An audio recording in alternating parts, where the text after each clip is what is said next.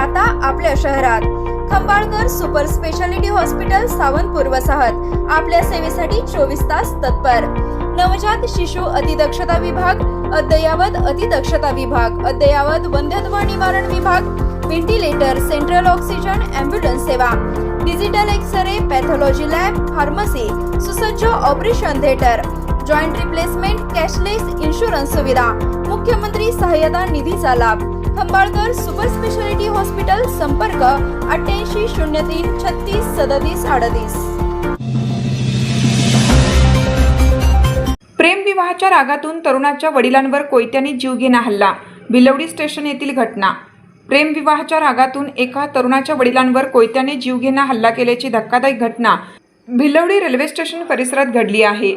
या हल्ल्यात वडील यशवंत गोविंद शिंदे वय 47 राहणार शिंदेमळा, खंडोबाची वाडी, तालुका पलूस हे गंभीर जखमी झाले असून या प्रकरणी भिलवडी पोलीस ठाण्यात शैलेश यशवंत यादव राहणार हजारवाडी, तालुका पलूस या संशयितांविरुद्ध गुन्हा दाखल करण्यात आला आहे।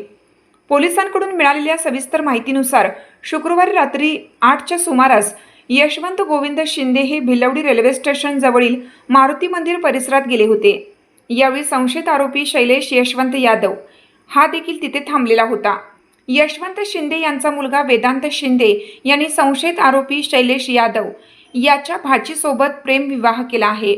याच गोष्टीचा तीव्र राग मनात धरून शैलेश यादव यांनी यशवंत शिंदे यांच्यावर हल्ला केला।